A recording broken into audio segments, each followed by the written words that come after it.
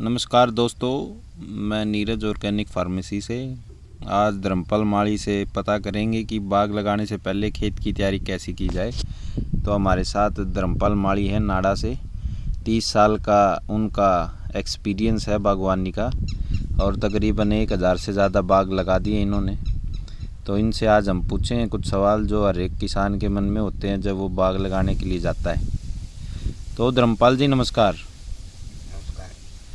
तो कोई बाग लगाने से पहले किन किन चीज़ों का ध्यान रखना ज़रूरी हो है? पहले तो पानी चेक करवाओ। अच्छा, माटी चेक करवाओ। ठीक है। और कम से कम भी 3 फुट से पहले रोड़ा नहीं होना चाहिए। ठीक है जी।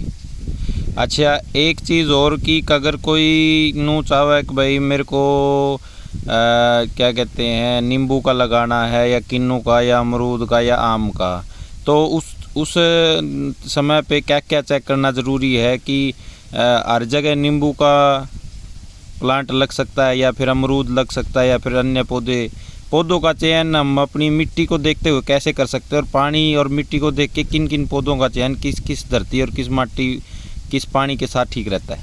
3 फुट से पहले तो रोड़ा आकर नहीं होनी चाहिए। अच्छा जी। दूसरा नंबर, नहर का पानी जरूर है। किन्नू, नींबू, मौसमी, वनस्पति, ठीक है जी। आलू बुखारा, आड़ू। ठीक है। नहर का पानी नहीं हो तो लगाना ही नहीं। अच्छा, तो उसका क्या कारण है कि नहर का पानी ना हो? तो ये किस लिए? पानी की सी बारी चल पड़ेंगे पौधे जरूर। ठीक है। पूरी एवरेज नहीं देंगे। अच्छा, एवरेज जो कहने का मतलब है जो फ्रूटिंग है वो पूरी नहीं आएगी उसके ऊपर। पूरी ग्रोथ करेगा पौधा। अच्छा, पौधा भी ग्रोथ नहीं करेगा। चलिए, अब ज़्यादातर लोग अमरूद का बाग लगाते हैं, तो अमरूद के बाग लगाने से पहली बात तो समय का चयन है। किस महीने में तो बाग लगाना चाहिए? सही समय क्या होता है साल में? और मिट्टी पानी का अगर चेकअप हो गया है तो उसके बाद फिर धरती को किस तरीके से तैयार किया जाए? पहले तो कंप्यूटर कोड़ी मरवाओ। अच्छा, एक साथ मतलब लेवल होना चाहिए, पानी की गाढ़ ना हो, इकट्ठा ना हो कहीं। ठीक है। और कम से कम भी 3 साल पुराना प्योर गोबर का खाद हो। प्योर गोबर का खाद? प्योर गोबर का खाद अगर ना मिले तो वर्मी कंपोस्ट से भी काम चल जाएगा? फिर ये भी किचुआ खाद हो। अच्छा जी। ठीक है। डीएपी यूरिया नहीं डालना। अच्छा, डीएपी और यूरिया का प्रयोग नहीं करना है। ठीक है जी। ये खड्डा में मिलाओ। 3 फुट का खड्डा है, 3 बाई 3 का। ठीक है। 2.5 फुट का डूंगा। ठीक है। खड्डा में 2 पिपे मिला के ठीक है। काट दे दो। ठीक है। और उसमें जी माटी में क्लोरोफास्ट का स्प्रे कर दो। क्लोरोफास्ट का। अच्छा, एक सवाल और है कि उस गड्ढे के अंदर हम क्या क्या डाल सकते हैं? जैसे आपने बताया क्लोरो का स्प्रे कर दिया ताकि दीमक ना हो। गोबर का खाद काफ़ी होगा या उसके साथ भी कुछ और भी डाल सकते हैं हम? मिट्टी मिला के। वो है माटी, उससे खड्डा की माटी होनी। अच्छा। और करड़ी माटी होनी चिकनी। हाँ हाँ। उसमें एक ये 1.5 पिपा रेती का मिला लो। रेती का मिला लो। रेती की हल्की क्वालिटी की हो। ठीक है जी। बढ़िया हो। ठीक है। अच्छा धर्मपाल जी, एक ये सवाल हो रहा है मेरा कि कौन से महीने में बाग लगाने के लिए उपयुक्त होता है? जनवरी, फरवरी। ठीक है। फिर चमासा में। चमासे से कौन सा महीना आपका कहने का मतलब है? ये सामने बात हुआ। अच्छा, जब मानसून होता है। हाँ। या तो जनवरी फरवरी, 15 जनवरी से लेके यार फरवरी पूरी, और उसके बाद फिर बढ़िया पौधा चलेगा तो जनवरी फरवरी में लगाएगा, वो मरा नहीं गा। अच्छा जी। चमासा वाला है। तीसरा खड्डा में पानी रुक गया है, नाली में पानी रुक गया, ड्रिप नहीं है। ठीक है। वो बगैर ड्रिप वो पानी हो जाएगा गर्म। ठीक है। पौधा गर्म शरबत में आ जाएगा, उसका फिर पानी काटना जरूरी। ठीक है धर्मपाल जी। अच्छा, जनवरी फरवरी में जैसे नर्सरी वाले पौधे देने से मना कर देते हैं या आनाकानी करते हैं, तो इसके पीछे क्या कारण होता है? ये बताओ क्या हो है। जनवरी फरवरी में कलम चढ़ाव है। ठीक है। पौधा छोटा हो है। ठीक है। तो पौधा हुआ फिर चमासा में बढ़ाई जाए। ठीक है। वो बढ़ाव के कारण हुआ करे है जो पिछले साल के रुके हुए हो नहीं, तो जनवरी फरवरी में लगाओ। ठीक है जी। उसमें पौधा नहीं मरेगा। ठीक है। अच्छा, एक चीज़ और आजकल चल रही है कि हाई डेंसिटी के ऊपर बाग लगा रहे हैं, तो अमरूद का बाग को देखते हुए उसकी उम्र कितनी होती है अमरूद के बाग की? अमरूद की चले ज़्यादा से ज़्यादा 30 या 32 साल। ठीक है जी, 32 साल उसकी उम्र होती है। तो अगर 1 एकड़ के अंदर हम अमरूद का बाग लगाते हैं तो कितने बाय कितने पे वो बाग लगाना ठीक रहता है? 15 बाई 15 पे। सबसे बढ़िया रहा 20 बाई 20 पे। अच्छा जी। और आजकल जैसे हाई डेंसिटी के ऊपर जैसे 5 बाय 5 पे 5 बाय 7 पे लगा देते हैं, उसका क्या नुकसान है? ओवरेज तो कौन काटता ही। अच्छा। जितना बारी पेटा होगा नहीं भाई होगी ट्रैक्टर से, ठीक है, रोटावेटर कल्टीवेटर से, ठीक है, और फिर तूफान आंधी आऊंगे नहीं वो अलगड़न की जगह हो जाए, ठीक है, तो तूफान से भी बचाना जरूरी है, तूफान से बताना, जितना गहरा पेटा होगा नहीं एक पड़ गया दूसरा पड़ गया, ठीक है जी, वो रुक जाए। ठीक है। और जैसे आपने अभी बताया कि भाई 20 बाय 20 के ऊपर प्लांटिंग करनी ज़रूरी है, तो जिस तरह जैसे हमने गड्ढा कर लिया, गड्ढे करने के बाद उसके अंदर फिर पानी छोड़ दें। अच्छा, और कितने दिन तक वेट करें फिर पौधा लगाने की? 15 या 20 दिन के बाद में लगाए जो। 15 या 20 दिन के बाद। और पौधे लगाने के लिए पौधे को कोई भी लगा सकता है या फिर कुछ चुनिंदा मतलब जिनको ज्ञान है पौधा लगाने का उनसे ही लगवाने चाहिए? पौधा तो उससे लगवाना चाहिए, क्यों एक तो लाइन बना हुआ है, ठीक है, जहाँ भी किला खड़ा होकर देखेगा उनसे साइड में लगाइए तो ठीक है, सारे पौधे लाइन में होने चाहिए, 20 किला मरचे, 10 किला मरचे, पौना किला हो जाए, ठीक है। अच्छा, एक चीज़ और, जैसे कोई साथी है और वो पौधे ले आते हैं और जो जिस पॉलीथीन के अंदर वो आता है, तो उसमें से वो पौधा किस तरीके से निकाला जाए? ब्लेड से काट दो, ब्लेड से काट दो, माटी साथ में जानी चाहिए, माटी नहीं पाटनी चाहिए, ठीक है, उसमें पैकिंग माव नहीं, हाँ, पॉलीथीन इकट्ठी करके खेत जाता है, ठीक है। कुछ लोग ये कहते हैं कि भाई ब्लेड से काटने से जड़ें कट जाती हैं उसकी, नहीं कटेंगी, और कुछ साथी हाथ से ही उसको फाड़ देते हैं जिसकी वजह से उसकी जो जड़ें वो डिस्टर्ब हो जाती हैं, माटी पीट जाएगी और उसकी वजह से फिर जड़ नहीं लगेंगी।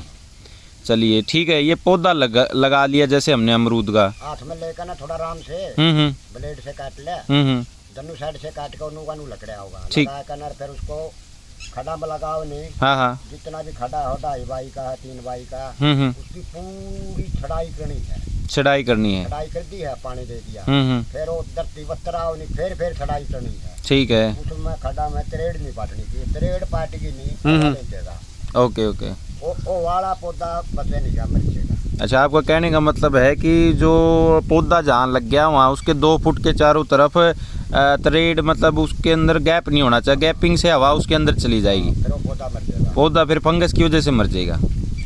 चलिए, कई नई साथी हैं जो बाग लगाना चाहते हैं लेकिन वो उस चीज़ से डर रहे हैं कि किस तरीके से निराई गुड़ाई और उसकी जो फसल को जो माइक्रो न्यूट्रेंट देने हैं या फिर NPK देने हैं उसका ज्ञान नहीं है।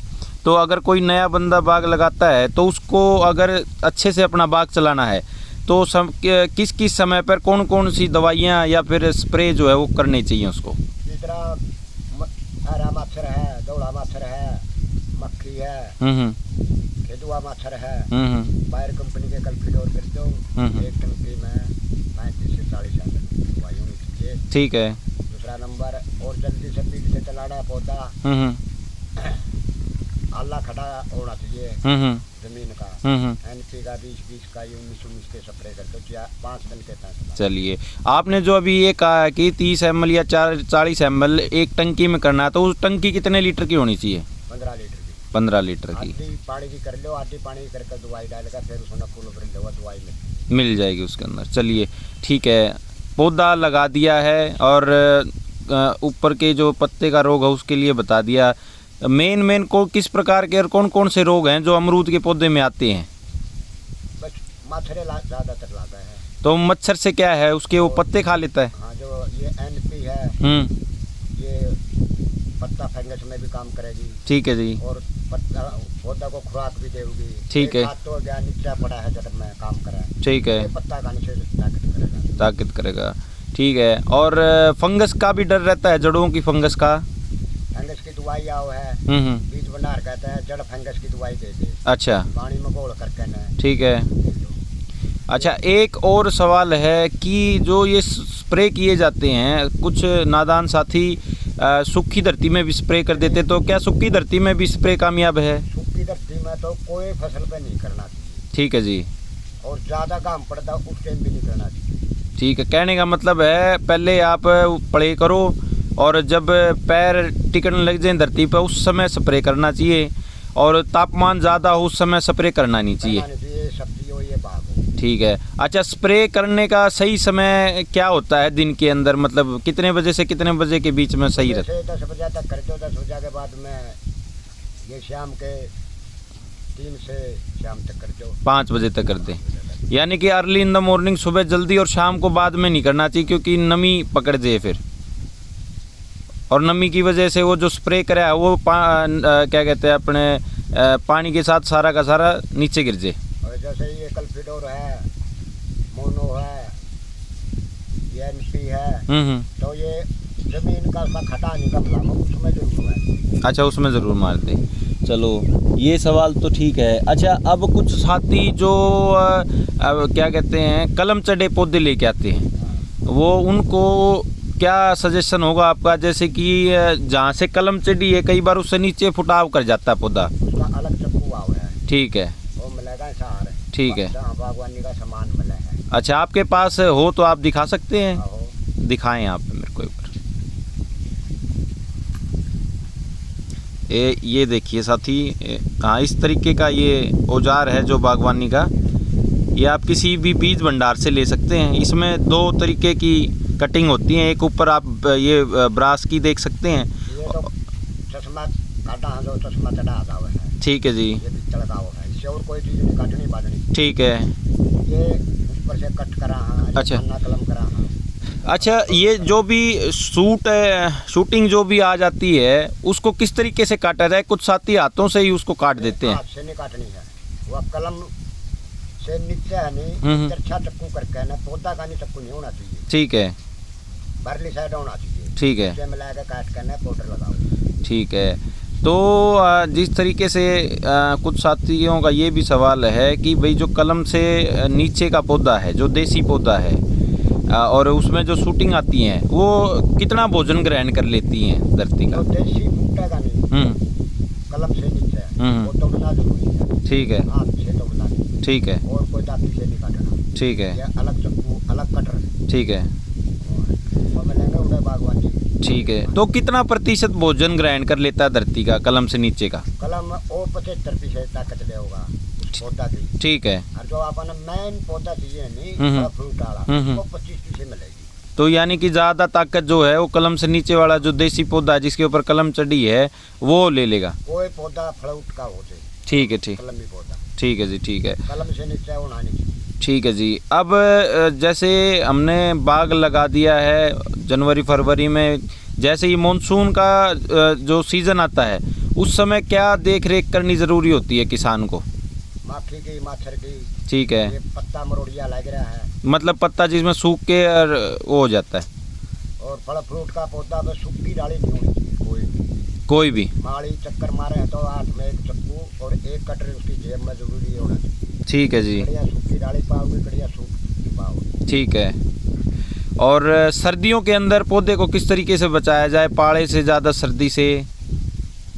थोड़े पौधे तो पराली पुरली भी बांधी जावे, ठीक है, पानी देना जरूरी है, पानी देना जरूरी है। एक आदमी ने 25 किलो 50 किलो बाग लगा दिया, बहुत बड़े बड़े जमींदार हैं, तो इतने का तो पराली को नहीं बनता है, ठीक बात है जी, उसका केस सल्फर का स्प्रे कर दो और नीचे को पानी दिए जाओ, टमाटर में पानी दो। अच्छा, कुछ साथी हैं जो ये पूछना चाह रहे हैं कि जैसे ही हम नया बाग लगाते हैं 20 बाई 20 पे लगा दिया, उसमें जो बीच में जगह बच गई है उसके अंदर इंटरक्रॉपिंग के सहायता से कौन सी फसल है जो अच्छा मुनाफा देगी उनको? सब्जी बहुत जल्दी बाग तैयार हो गया, जल्दी तैयार हो जाता है, 24 घंटे पैसे जेब में, ठीक है जी, मौसम आओ नहीं वही सब्जी बहुत, बाजरा नहीं बोना, जीरी नहीं बोनी, ज्वार नहीं बोनी, गेहूं नहीं लगा सकते ना, गेहूं लगा सकते, गेहूं लगाओगा तो ये भैया कटाई पाएगी से गेहूं, उस टाइम तो पानी की जरूरत है, और गेहूं में पानी नहीं देना, पौधे मरेंगे, मर जाएंगे। अच्छा, कुछ साथियों का ये भी एक सवाल रहता है कि खुले पौधे छोड़ देते हैं, नालियाँ नहीं बनाते उनकी, तो नाली बनानी क्या ज़रूरी है? ये नाली बनानी भी कोई ज़रूरी नहीं, जिस तरह गवर्नमेंट सब्सिडी देगी, बादशाह तो 100 की 100 भी दिया करते, ट्रिप ला देगी, टैंक बनाया जाएगा, ठीक है जी, टैंक से पानी सिंचाई होगा 2.5 इंची 16 एम, 15-16 में 12 एम में बटन लग गई, ठीक है जी, वो बटन सारा पानी की पूर्ति कर देंगे, ठीक है जी, 15 मिनट में 2.5 लीटर पानी काट देंगे, ठीक है, छोटा पौधा को इतना पानी चाहिए, ठीक है, ठीक है। अच्छा, एक सवाल और ये है कि जैसे ही नया पौधा आता है वो साथ के साथ फल उठा लेता है, तो उस फल को साथ के साथ तोड़ना ज़रूरी है? चलिए, ठीक है, ये थे हमारे साथ धर्मपाल माली जी, 30 साल का अनुभव है इनका, काफ़ी बड़े बड़े बागों के अंदर रह के उनको तैयार किया है। जिसके अंदर काफ़ी सारे गवर्नमेंट ऑफिशियल्स भी हैं, बड़े बड़े फ़ौज के अफसर भी थे और कुछ नेता अभिनेता भी थे जिनका बाग इन्होंने तैयार किया है। तो धन्यवाद धर्मपाल जी।